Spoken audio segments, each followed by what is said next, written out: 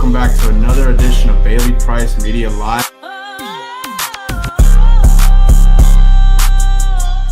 Bailey Price Media, I like it.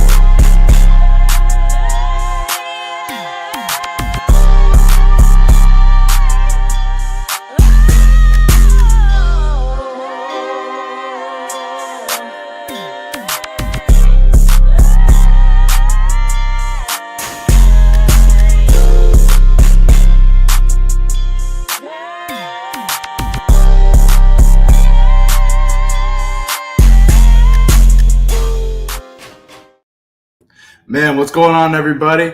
Happy Tuesday. Welcome back to another edition of Bailey Price Media Live. Today, we got a great one for you. We got Alcorn State Assistant Head Coach, Coach Leroy Frederick, Coach Fred joining the show today, and I can't wait to discuss so much with Coach Fred. Rob Gronkowski is reportedly from a reporter from Denver, 104.3 The Fan, reportedly interested in coming out of retirement to play for the Broncos. Man, I can't wait to discuss that with Coach Fred. We're also going to discuss Cowboys VP Stephen Jones, talking about how they want to draft a quarterback. And I have somebody in mind who I think that they might go after that nobody seems to be talking about, which I'm shocked. We're also going to discuss Cormani McClain putting in work in the offseason at Florida and what his potential is headed into this season for the Gators. We're also going to discuss Travis Hunter and his NFL comparison and who Coach Fred may think that be, who I think that will be, and obviously we'll discuss so much more. Also, Geno Smith and the Seahawks are working on an extension apparently, but I kind of think that the Seahawks may move on from him based on some cynical posts on Geno Smith's Twitter. We'll discuss that and so much more. But, man, can't wait to get into it. Let's go ahead and I'll bring in my brother, Alcorn State Assistant Head Coach, Coach Leroy Frederick. Coach Fred, what up, man? Happy Tuesday. How you doing, man? Same to you, man. You had me in the chair rocking with that intro. I like that. I appreciate it. I'm glad, man. I'm really glad you like it, man. I can't thank you enough for joining, man. How are you doing on this fine Tuesday? How you feeling? Man, feeling great, man. Got an early start this morning. We're wrapping up mat drills. You know how that goes on the grass at 6:30 in the morning and getting in about an hour and a half's work and getting closer to spring ball. So I've been rolling pretty good, man. As you can see, I'm a little empty on the coffee, but that intro brought me right back. So let's get into it, baby. I'm ready. My man. I appreciate it. I'm glad you liked the intro. And Coach Fred, you mentioned you're in spring ball. We've seen several programs across the country on the Division I FBS level canceling their spring games, including Sark in Texas, Ohio State. Matt Rule in Nebraska canceled the spring game, and his reasoning was tampering. But I think each program has a different reasoning as to why they canceled their spring game. Coach, as someone who's preparing to get ready for spring ball yourself at Alcorn, what is your take on all these coaches canceling their spring games? I'm kind of like you. At first, I didn't understand it. It didn't make sense. It's not tampering because it doesn't matter if a kid wants to leave. He can leave anyway. It doesn't matter to me. Right. If you want someone to come to Bailey Media, you already know who it is that you want from Frederick's Media, So regardless of what he does in his spring game. And then someone on staff made an interesting take today. They were saying that a lot of those are calling them off because the people that are paying the money don't want the risk reward with a spring game. I was like, I never thought about that. That makes sense. I'm paying Bailey $20,000. I don't need Bailey to go out there and get hurt in the meaningless spring game and can't play in the fall, and then I'm still on the hook for paying Bailey $20,000. So it's not about tampering. It's about trying to protect your investment in a situation to where you can at least get them to the season. Absolutely. That's a great point, Coach Fred. And one thing that also I think is a pretty big factor I think you could speak on is the calendar. Some teams, not all, I don't know if USC compared to Ohio State, but, I mean, the playoffs just ended, a month ago? So, I mean, you got to consider the calendar from that aspect. Sark in Texas, I think that's a big reasoning why they're, not having a spring game. Do you think the calendar and, just college football being such a long season, ending pretty late into the new year, do you think that has any effect on it? I think it does for those teams, like you said, were in the playoffs, to me, because it's going to take you a while, especially if you were playing meaningful snaps I think for a Ohio State, it makes perfect sense because you played a lot of football, and that was maybe a month ago or a little less than a month ago. Right. So, you got to get your kids back right, get your kids back healthy, get them back in football shape. So I can see that. But,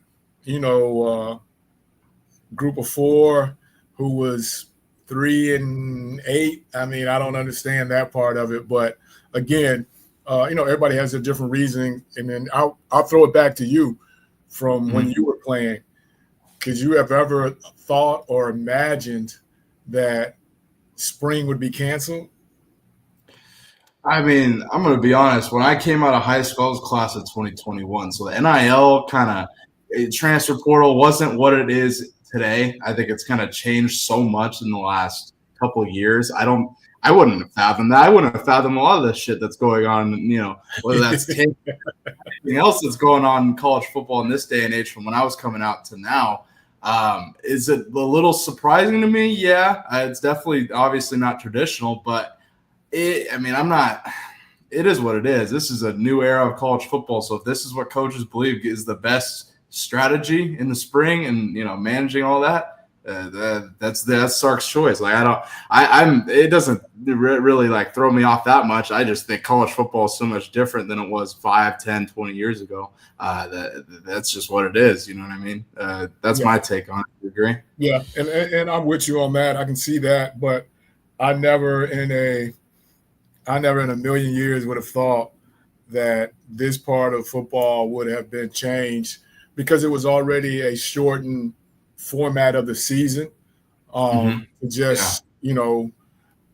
know how you make it interesting enough to where at the end of the tunnel, the end of the mat drills, the end of the spring, how do you get a skills and drills to a point to where it makes it interesting for the kids, give them something to drive and, do that kind of thing. But, again, like you said, it is completely different from just a few years ago. Yeah, exactly. Completely different. I was all for transfer portal and whatever, and I still am. I just think that it's gone an interesting direction that I couldn't have ever foreseen. I will say that.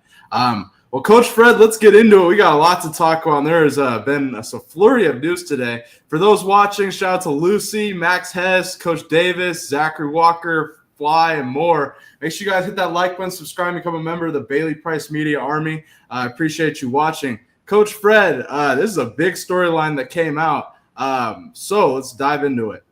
Rob Gronkowski, Patriots legendary tight end, won a bunch of Super Bowls with Tom Brady, arguably the greatest tight end in football, is reportedly considering coming out of retirement and returning to the NFL, and reportedly would love to return to Sean Payton and the Denver Broncos and Bo Nix. Now, this was reported by a guy named Cecil Lammey. He works for denversports.com and 104.3 The Fan, which is a news station, radio station in Denver. And he came out and said that leaked sources tell me 4-time Super Bowl champion tight end Rob Gronkowski is considering a return to the NFL. He worked with Sean Payton at Fox, and I'm told he loves Denver, and quarterback Bo Nix. And 2 of Gronk's brothers, Dan and Chris, had short stints with the Broncos as well. So that's an interesting detail there.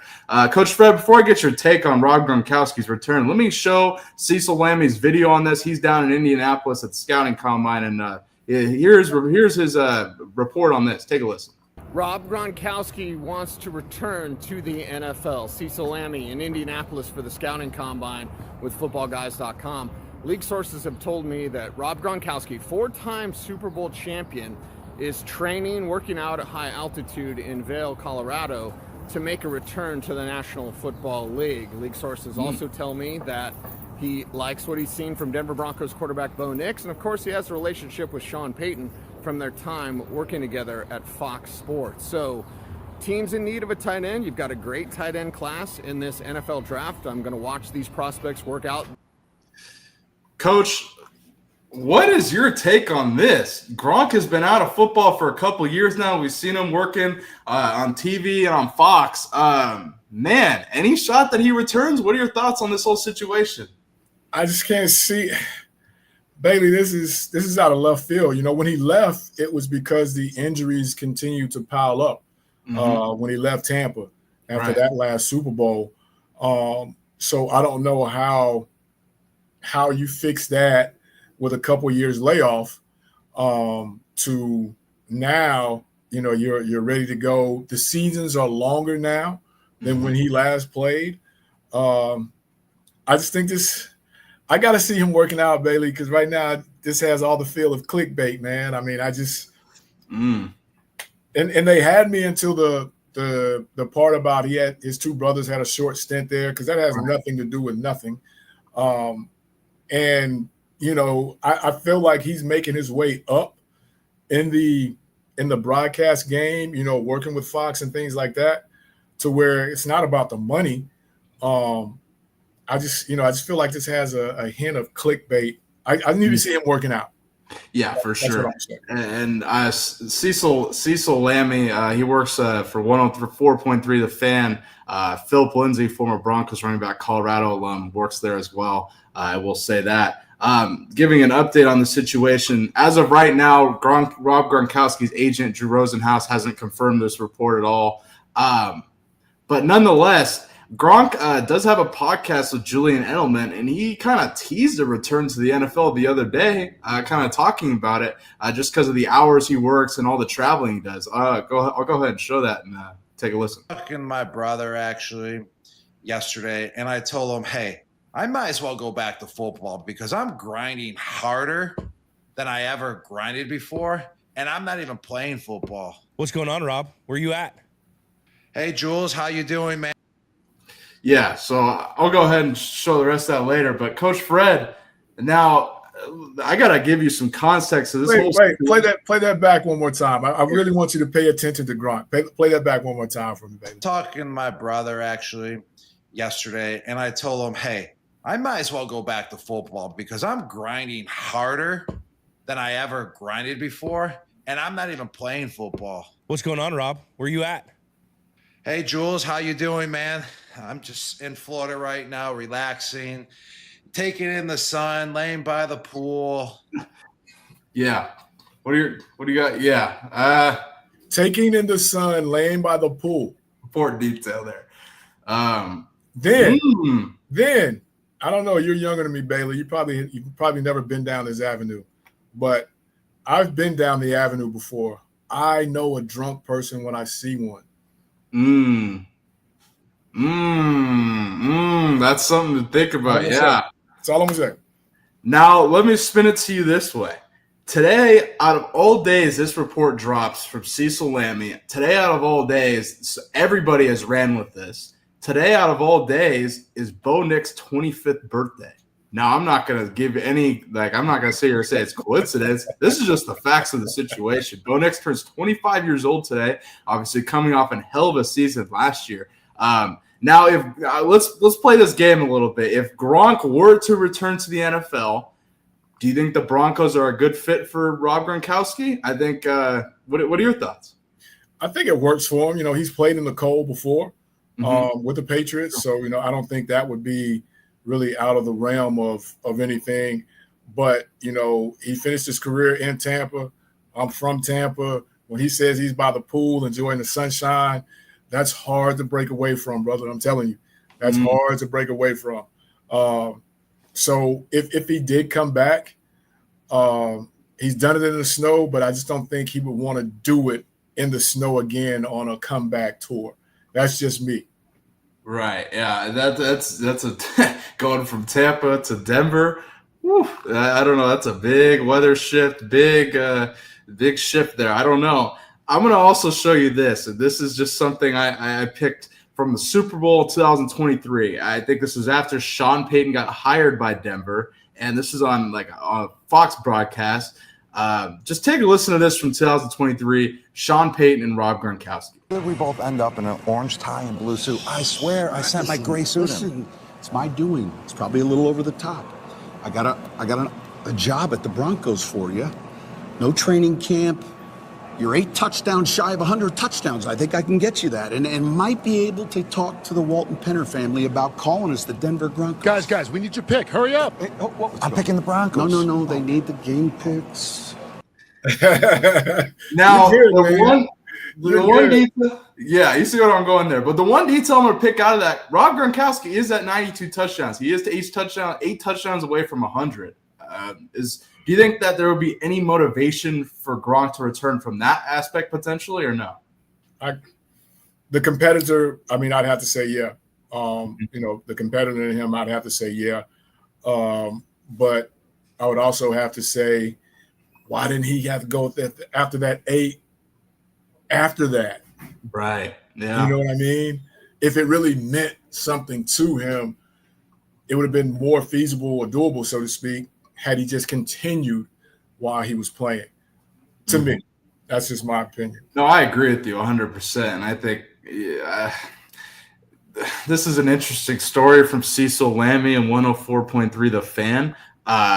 Does kind of smell clickbaity, but I don't know. We do seem to come here every offseason. You hear rumors, not like this. This is an actual reporter saying that he has sources telling him this. But I don't know. If you had to give us on a scale from 1 to 10, how much merit are you giving this? Any thoughts? 1 to 10? Because he is who he is, his personality. I could see him playing this up to some big draft king type deal all the way to the end.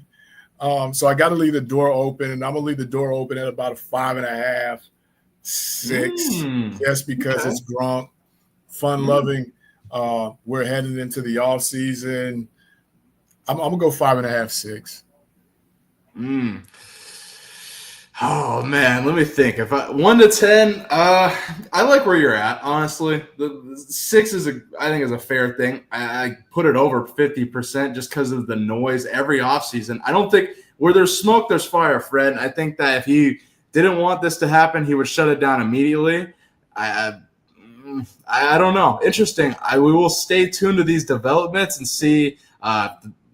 Rob Gronkowski's agent Drew Rosenhaus comes out and says something. If Gronk himself addresses it on it, he's on several media platforms, so he'll have plenty of opportunities now as every news outlet is to answer it. Yes, right, and he is who he is. So that's right. Exactly. But interesting developments with Gronk.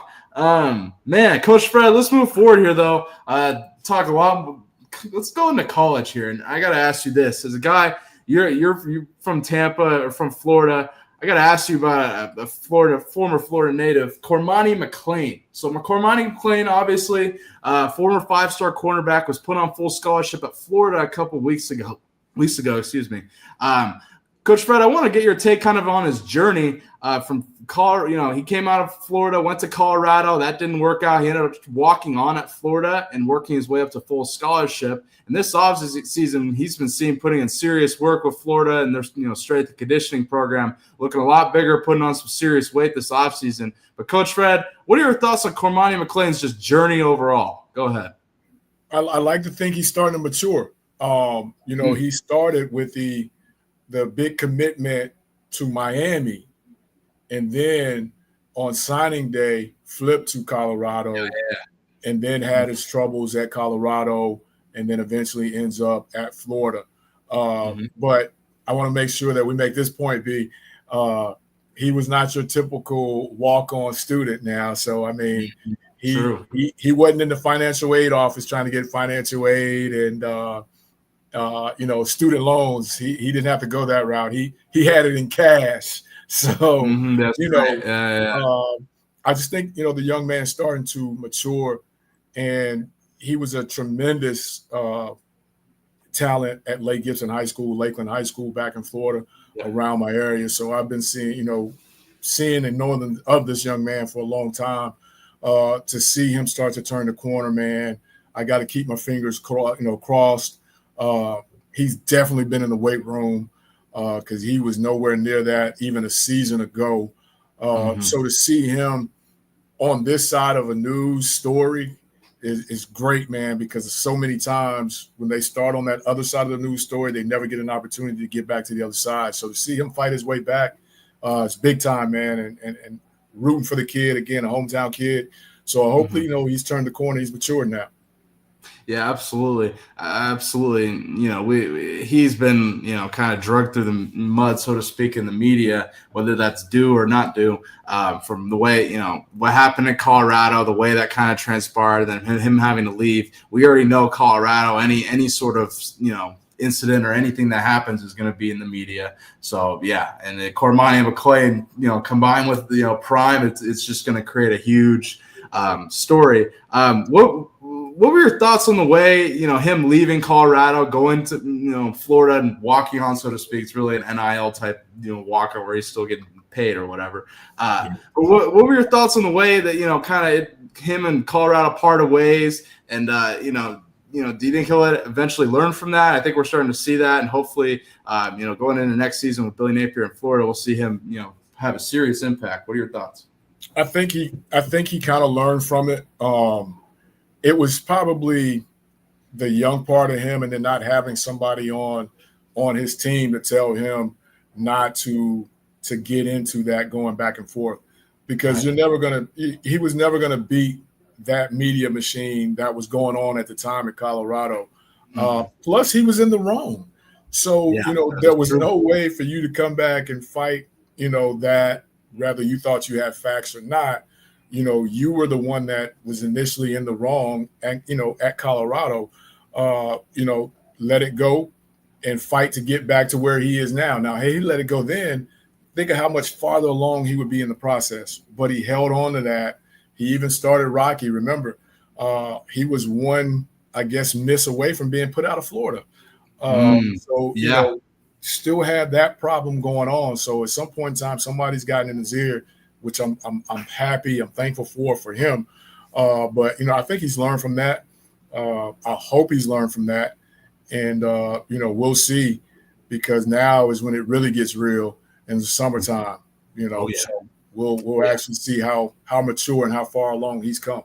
Absolutely. And he's now on full scholarship at Florida. There's an update to that story. Let me ask you, the Florida Gators themselves and Cormani, Billy Napier at head coach, DJ Lagway at quarterback.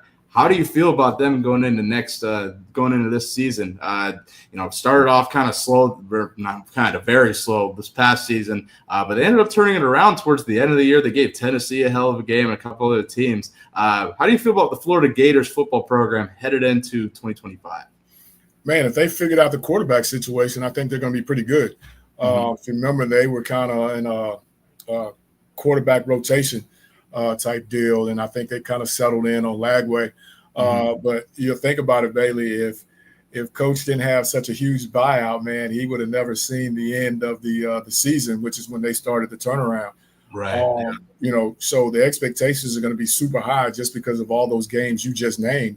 You know, and then it's going to be real interesting because the portal opens one more time before we get to the season. Who's happy, who's not happy, who collectives raise enough money to pluck somebody away from Florida, or Florida, pluck somebody away from somebody else to kind of give them a piece.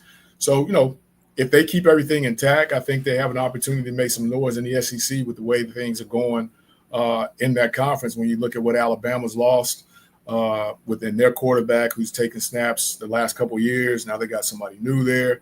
So, yeah, it's going to be interesting to see, man, if they can hold on and keep everybody there these next couple weeks.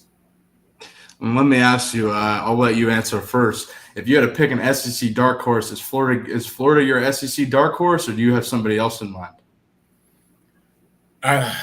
It's very early, Fred. Like it's February. Like I just am throwing it out. It's early, and I'll say it again, man. I just feel like, and I'm no Rocky Top fan, I just feel like Tennessee is always just like one player away or one injury away from really doing damage, you know. If Tennessee ever figures that out, man, with what they do offensively and the way they're kind of turning around defensively, I like Tennessee. Man, I mean, I can tell you people out here definitely feel that sentiment and here in Knoxville. I tell you, with Nico, they have a lot of pieces, man. I think Josh Heupel's offense is very conducive to Nico. I just think Nico, I mean, at least when I felt like I watched, I'm like, man, they're probably a year away. And when it comes to that, I think Nico, he shows some flashes, but definitely, as a fan, fans are probably frustrated with him. But I think give him he was what, 19? Like, people forget he's young. Young kid. So give him another year to develop in Heupel's quarterback-friendly offense. I mean, shit, you could expect a Hendon Hooker type season, the type of season Hendon Hooker had his senior year at Tennessee, and Nico this season. Now, if I had to give an SC dark horse, I mean, Florida definitely is going to be a problem. I think they'll really surprise some people and have a bounce back year with Lagway. Personally, I think they'll like you mentioned, transfer portal will probably get another piece as well. Who knows? But my SEC dark horse right now, if I had to pick one, February 25th, is South Carolina and Shane Beamer. I think they get the quarterback back, Lenora Sellers. You saw them restructure the NIL restructure or bringing back certain guys. The freaky DN they have and their running back they have back as well.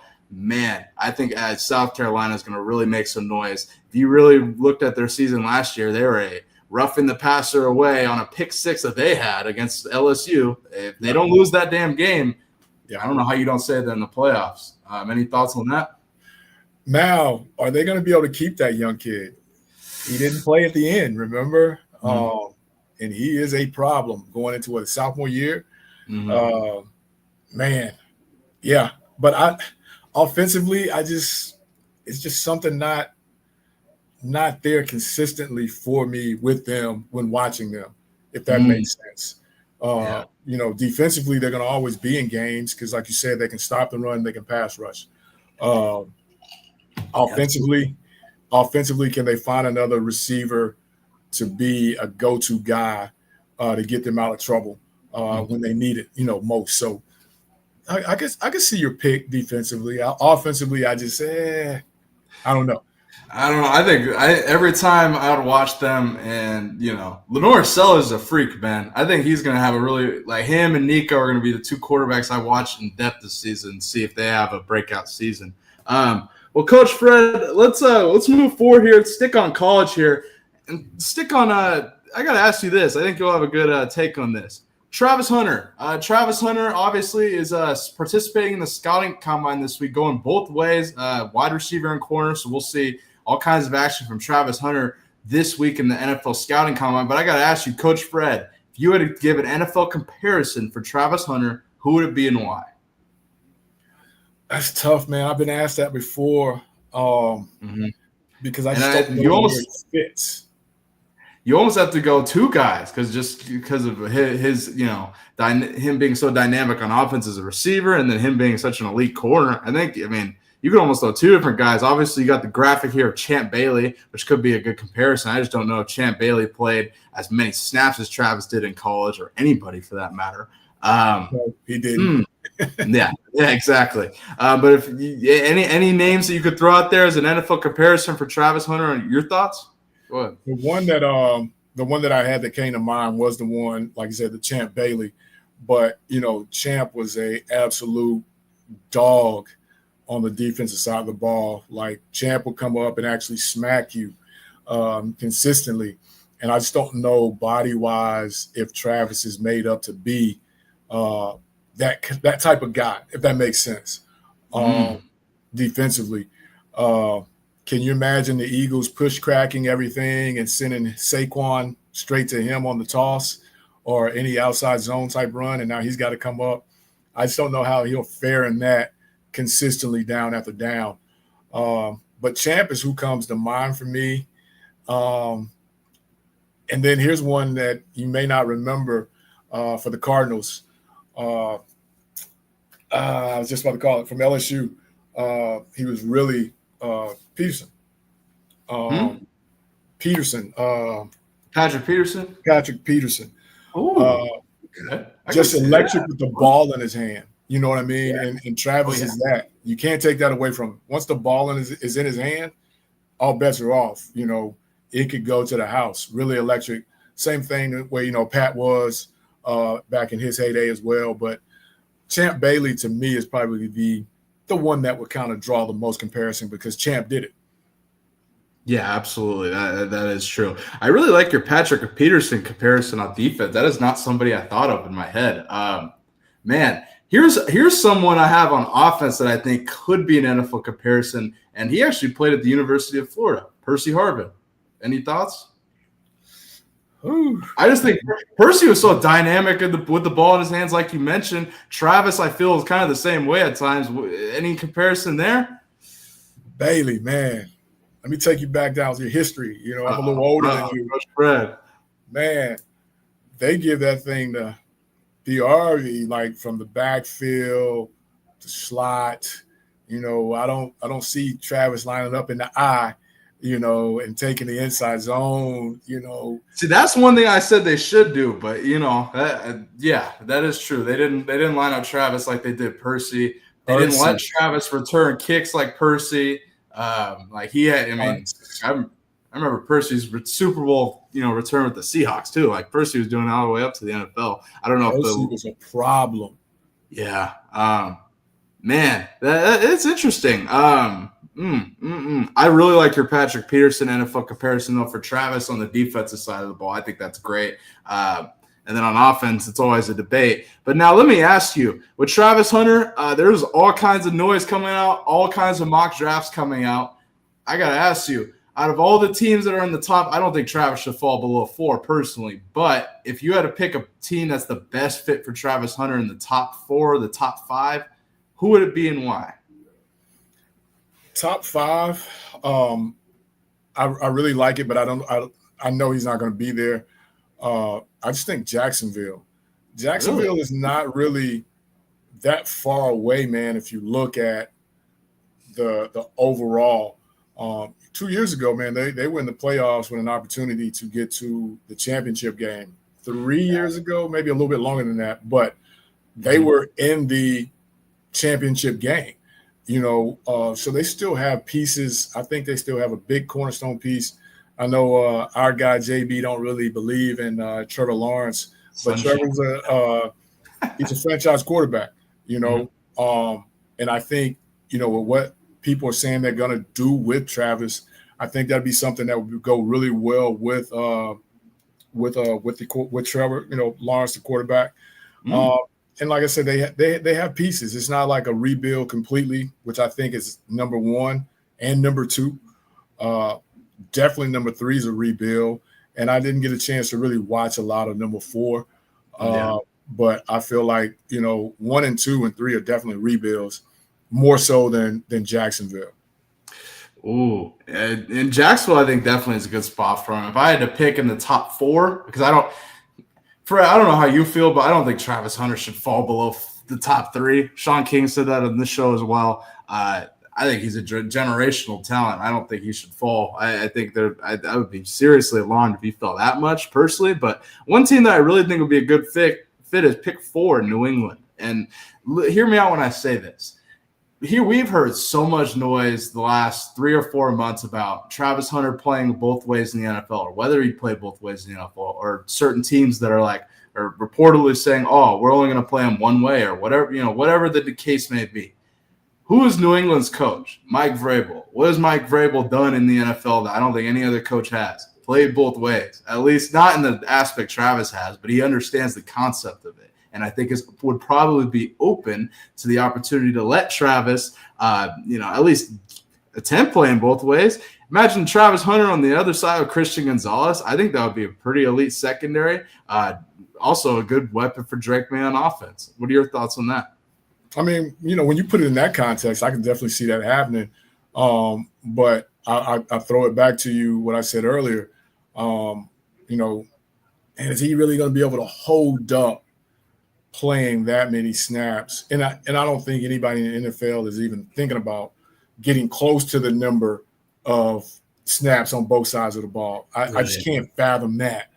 Your number 1 pick playing 80 plays. I just can't fathom a franchise putting money into that. And I may be wrong, but I can't see, you know, just because of his frame, if that makes sense, Bailey. No, I absolutely. Travis, I mean, the one thing that he has had some injuries, you know, during his time in Colorado, we've seen the last 2 years of him, you know, and he is playing 150 snaps a game. Like that's real shit. It definitely, I mean, he's not perfect when it comes to the injury slate, so we've seen that. I think interested to see what he weighs in at. Right, and we'll find that out here pretty damn soon. Combine going down this week. Interesting. I think that if the New England Patriots draft him, they'd give him the opportunity to at least have some sort of hybrid. I don't think it's going to be 150 snaps. I would be shocked if that was the case. Now, I'm not going to say he can't do it because he did it at Colorado, and every time he seems to want to prove people wrong. So if I'm not going to say he can't. I just don't think that the teams would want that for him, and I think the teams are, when you get to the NFL, are more in control than probably college per se. So I don't know. That's my take on the whole thing. But because Bailey is in charge of Bailey Media, he's not going to let the guy that he made his franchise player for years to come go out there and play, like you said, 100 snaps a game, coming off the field, maybe 10 snaps a game. It's a much different game when New England's playing Pittsburgh, Kansas City, Baltimore in back-to-back weeks than Colorado playing Utah, Colorado State, that is true. Alcorn. That's a different makeup from week to week. And again, he is a tremendous talent. Nothing against the young man, but I don't think he can hold 200 pounds, which is going to, even if they try to get him up to that, that's going to take away from what he is and who he is. So if he stays around, and I'm going to say maybe a reach at the 185, 190 mark, how many times is he going to handle that collision running into Saquon, Najee, Derrick Henry? I'm just thinking about AFC running backs, right? Taking Saquon out of that, but Derrick Henry, Pacheco runs heavy in Kansas City. Yeah, you know what I mean? Oh, yeah. And what an NFL team's going to do? They're going to find a way to force a matchup that favors them. So what's the matchup? Let's see if he's going to tackle. Let's see if he handles that, consistently. And, those guys are paid a lot of money to do that. So that's the interesting thing for me when you talk about him going both ways, a gazillion snaps. Like, how long is he going to be able to do it? Yeah. And look, last thing, sticking on Travis, last thing I'll ask you, if you're coaching him in the NFL, how would you manage a snap count? What do you think is the best scenario for him in the NFL in terms of playing on offense or defense in the snap count total? So from my understanding, and correct me if I'm wrong, he's coming to the combine as a DB. It was initially reported as that, and then like a day later, I mean, because I've been all over this and checking, the NFL has him listed as both a receiver and a DB now, and from reports, what I understand, he's going to do both in some sort of capacity. So expect to see that this week. That's what I know. If let's say Jacksonville is taking him as a DB, I think it's only right per se. We're going to try to find plays within the game to get you in, probably no more than 10. Rather that's in decoy, form fashion, in the slot, out wide, have special plays, but just not a continuous. We just came off a 12-play drive on defense, in with a punt. You go right back in there. I don't think you can do that, or nor should they.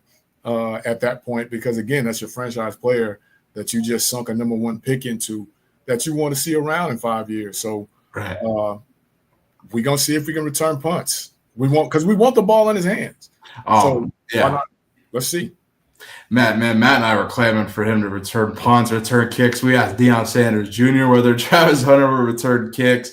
I don't know. I think definitely he would be electric as a kick returner. But I like I like that scenario for sure. I think ultimately the answer to that, it lies on what team that drafts him, and depending on what their needs are ultimately. If I had to predict now, but man, we'll find out this week in the scouting combine.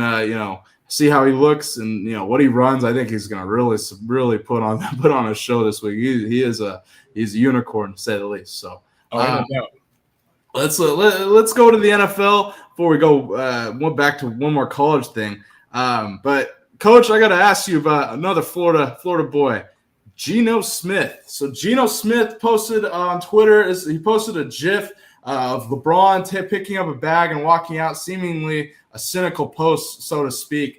A day later, the Seahawks reportedly Expected to work out a contract extension with Geno Smith. Quote from Seahawks GM John Snyder, he says, "We expect him to be our guy, but we want to do what's right too." Coach, I got to ask you, what are your thoughts on Geno Smith? I think he's done a hell of a job in Seattle as their quarterback over the last 2 years, being that bridge from Russell Wilson. I think everybody really wrote him off, and I think he's really proved some people wrong, in his first real starting opportunity since being with the New York Jets. Let me ask you, what are your thoughts on Geno Smith and his future with the Seahawks? I think they got to try to make that work just because, like you said, the consistency, the continuity that he's had with that, especially with the new staff coming in. I would have thought last year would have been the year for the new staff. If you're going to try to get somebody to be in that centerpiece, would have been the year to do it. Right. I think you bring Geno back, maybe draft a guy later in the rounds. I have a guy in mind. But, I think they've got to try to make that because they made a heck of a run this year with Geno. Yeah. And he's been consistent and steady for him.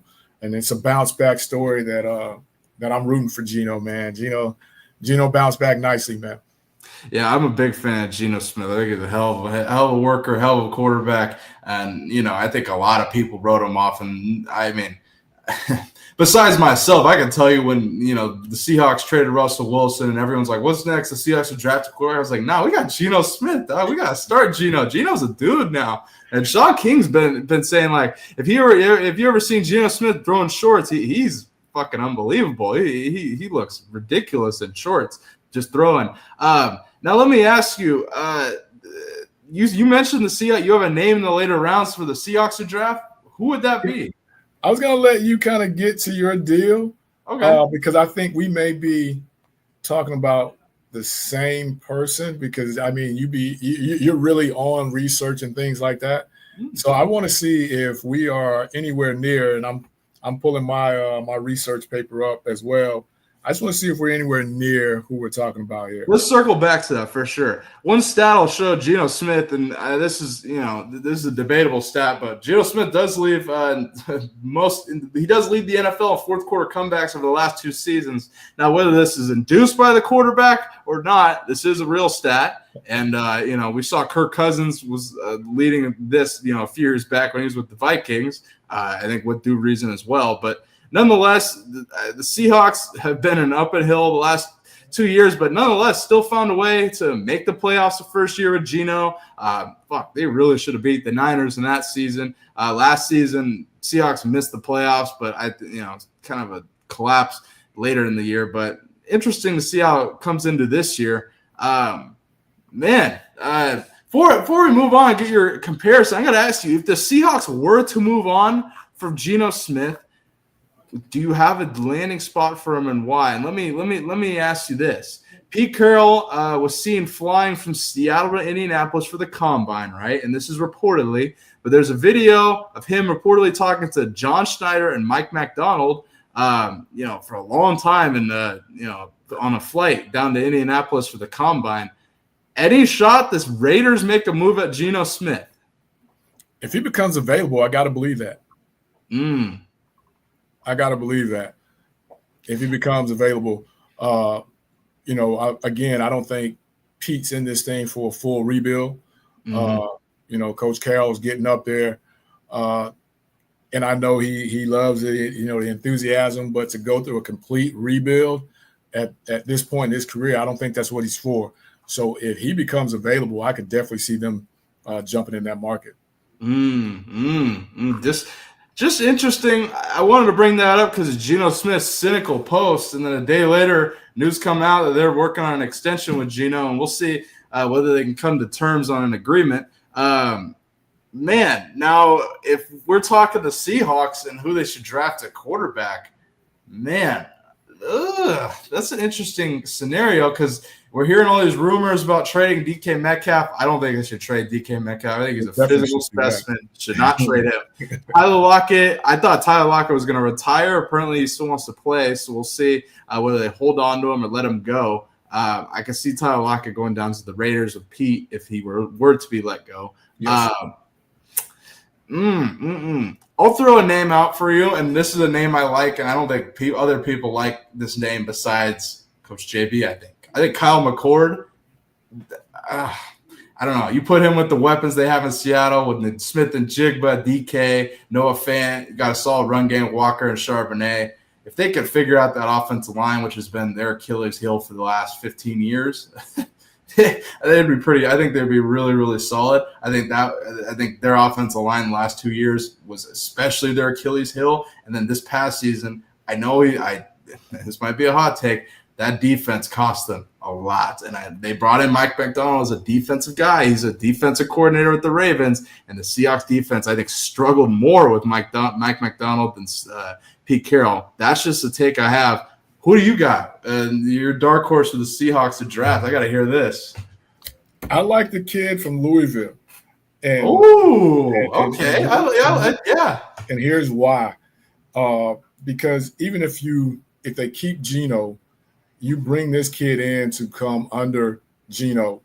And the thing that separates him from the other quarterbacks that I like is, again, he's coached by Coach Braum, former NFL guy. I played for Coach Braum in the Arena League. That's neither here nor there. But this kid is a prototypical. He's 6'5", he's 220. And the other thing that really sets him apart from the other kids that I really like is he's older. He's 25. So to me, you bring in Bo Nix type of guy into your program, your franchise, and it's not the same, so to speak, as having a rookie quarterback. Bo Nix is 25, going on 26. This kid's the same thing. I think this would be ideal for them or any franchise kind of like that, where you have a guy like a Geno who may be on a 1-2 year thing left. You bring this kid in, and he's able to come in under him, learn, watch, all that, and then you don't re-up Geno, that's fine. You've been grooming this kid to come in. So I really like the kid out of Louisville, Tyler. Man, I thought that's who you were going to go. Man, no, Coach Fred, I love it. That's a hell of a kid, too. And you raised a hell of a point about Tyler Shuck. We've seen the older quarterbacks, whether that's Bo Nix, whether that's Jaden Daniels, for the most part, have success. I think Michael Penix is going to be great next season. I think that they threw him in the middle of the year kind of in a surprising way, so to speak. But we have seen the older quarterbacks seem to be more developed.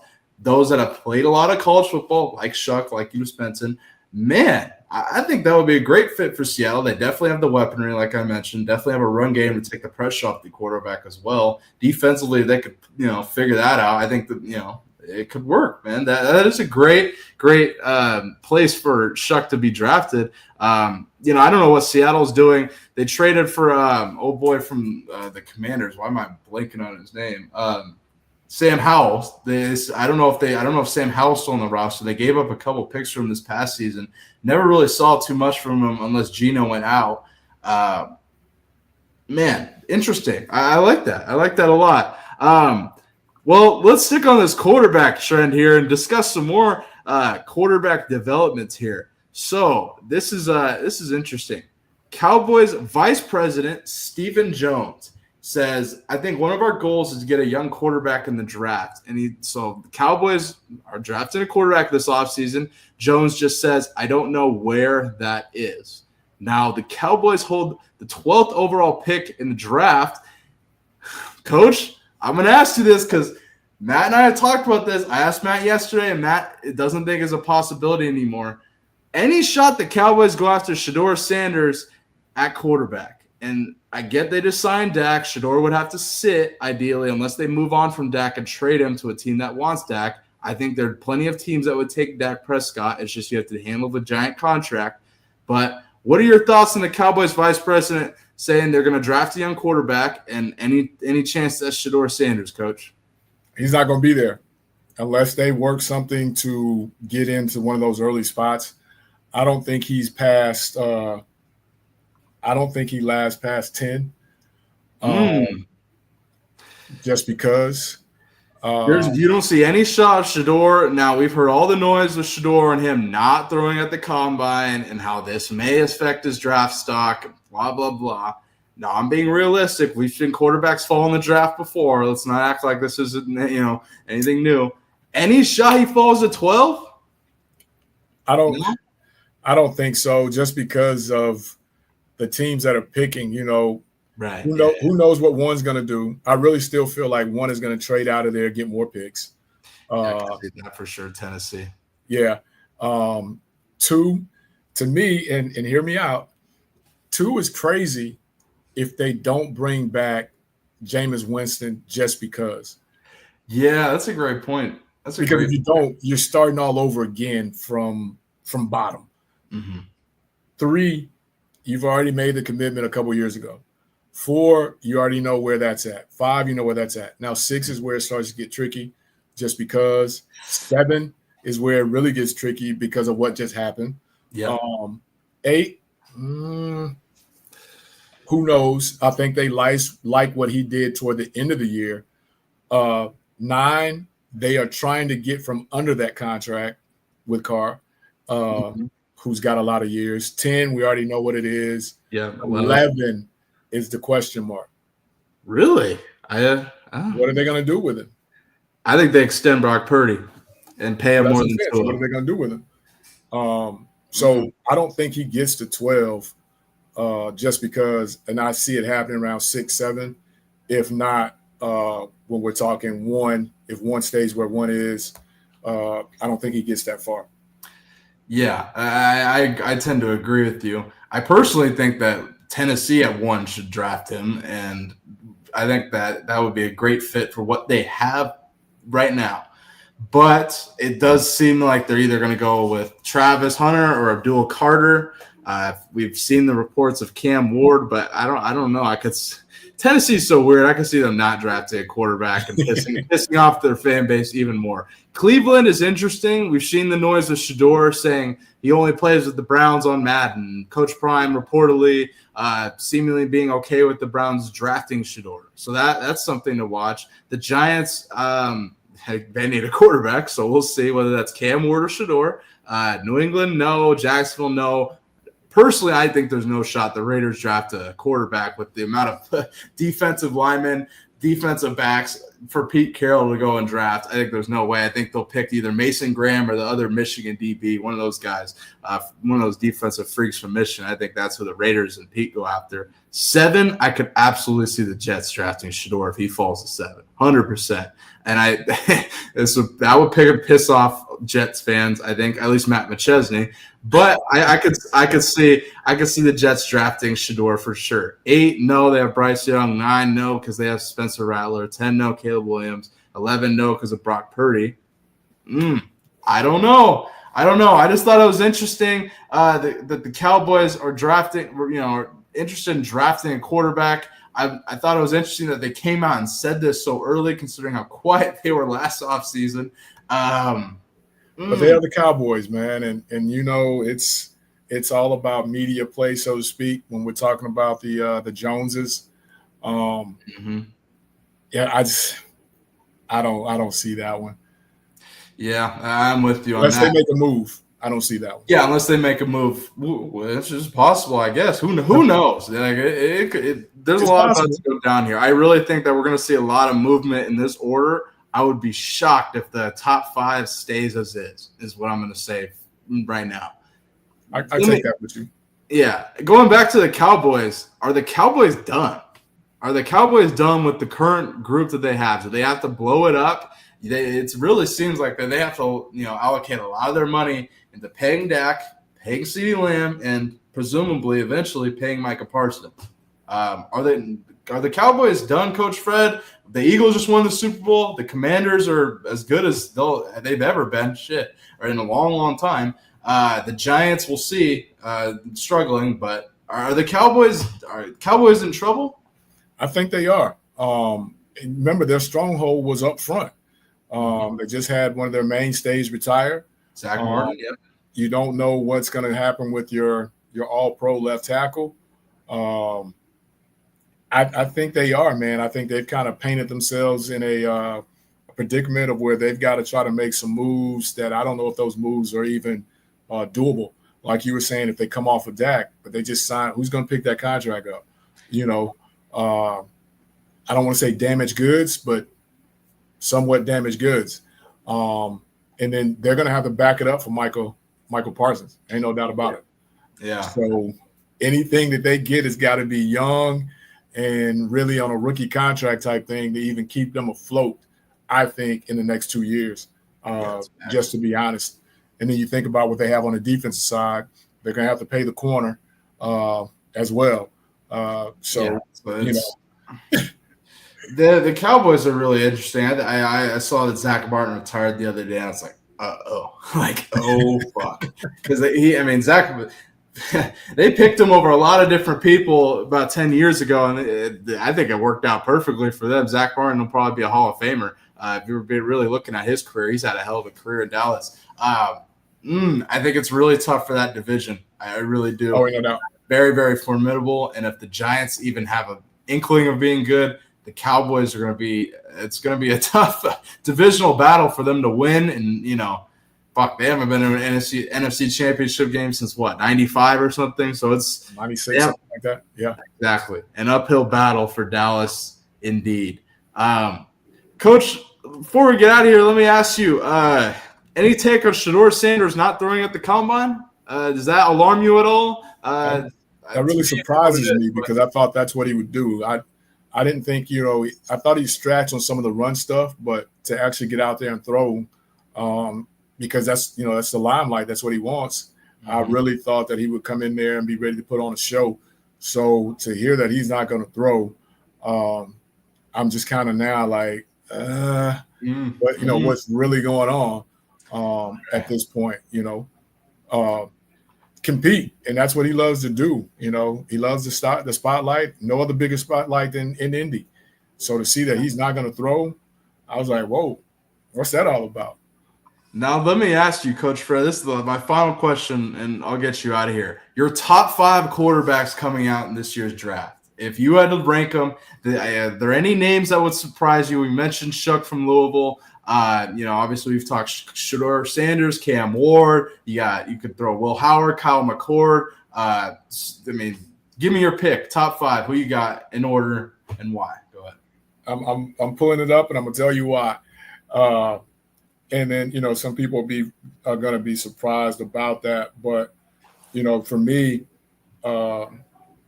I like Shedeur's game, but when we talk about NFL wise, I actually kind of like Cam Ward more so, just because of how it kind of translates. Now, do I think Cam Ward is the bona fide number 1 overall? I don't. I don't know how you feel about that, but I don't feel like he's the bona fide number 1. I don't think there is a bona fide number 1 right now. I think there's a lot of uncertainty, to be honest with you. But there has to be. Yeah. Just because there has to be. I think, again, when you talk about it, when you really break it down, the kid from Louisville, Quinn Ewers, I think he's just going to put on a show in T-shirt and shorts. Nothing against him, one way or other, but, when we get to that point and he's just out there working out, I think he's going to put on a show. Right.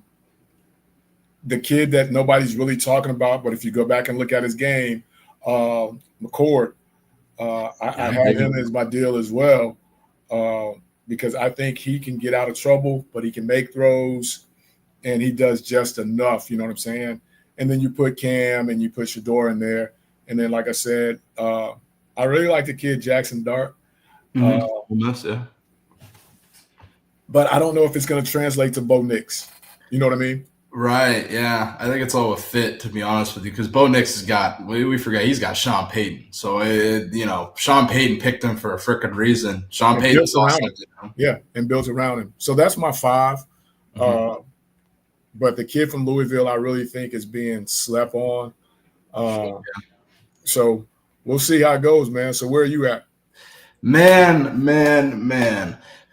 To be honest with you, a Cam Ward and Shedeur, it's a kind of a toss-up to me. If I had to pick personally, I think Shedeur is a great fit for the Titans at 1. I would put Shedeur at the top of my quarterback list going into this draft. I think that Shador is a playmaker. I think right now we're seeing everyone really go out his name and tear him down in that aspect without actually having watched him at all. I covered Colorado this past season with Matt and 0 to 60. I've seen him firsthand. I think he's a stud. I think he's tough as shit. I don't think he's afraid of taking a hit, contrary to people's belief. Very tough. Every time we saw him get hit in the chin, he got back up pissed off, and he made a play after. That's the one thing with him that I was like, okay. And I didn't see any, no offense to Cam Ward in that bowl game situation. I didn't see any odd situation with Shador like that where we're like, why isn't he out? Like, what are we doing? I didn't see anything from that aspect. I mean, I know Colorado got the beat down by BYU in that bowl game. But if I had to pick right now, I'd go Shador, Cam Ward. Oh, man. This third one is interesting for me. I want to put Kyle McCord at 3. I think Kyle McCord is being slept on like crazy. I think if you watch Syracuse on offense specifically, at one point they were the top passing offense in the country. They were ridiculous. They were fun to watch, but I think specifically McCord really had command of that offense, and he's slung the rock. And if you can go to a team that needs that, if you can go to a team that has weapons, has a run game around him, it's all about fit with McCord for sure. Going 4, Dart. You could argue Dart's 3 in that list, 3 and 4. McCord and Jackson Dart. Again, it's fit, but I could see. I think he's going to really put on a show at the combine. Surprise some people, maybe go up some boards. I don't know. Like, we got to remember how many quarterbacks were picked in the top 12 last year. So somebody's going to get picked where we're like, huh? Just like the Falcons taking Michael Penix. You never know. Going down the list, how do you feel about Jalen Milroe? Before I say anything else, going down my list for my last fifth quarterback, how do you feel about Jalen Milroe before I say anything? Go ahead. I think this is going to be a very big 2 days for him. When I say 2 days, his pro day and any other private, workout after that is going to be very important. Just because he was, do I say up and down? Yeah. There'll be a stretch of games where he looks bona fide, and then there'll be a stretch of games where you're like, okay, what are we doing here? So, I can see if he can put on a show. I like him, but I think it's got to be a situation where he can grow. It can't be a situation like we just talked about with Penix.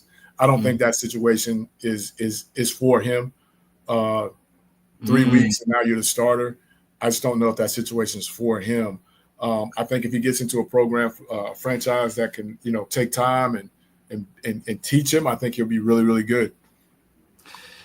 Yeah, like you mentioned, it's tough with Jalen Milroe because we saw him with the Nick Saban tree, and then he's the quarterback of the season after Nick Saban leaves with Kalen DeBoer. I think that's a really tough situation for sure with Milroe, but I also don't think Kalen DeBoer had Michael Penix. Jalen Milroe was not Michael Penix, so I think it was all automatically, like you mentioned, going to be a really hard situation for Milroe to fit into. Now, to be honest with you, if I had to pick a 5th quarterback, it's either the Louisville kid or Milroe.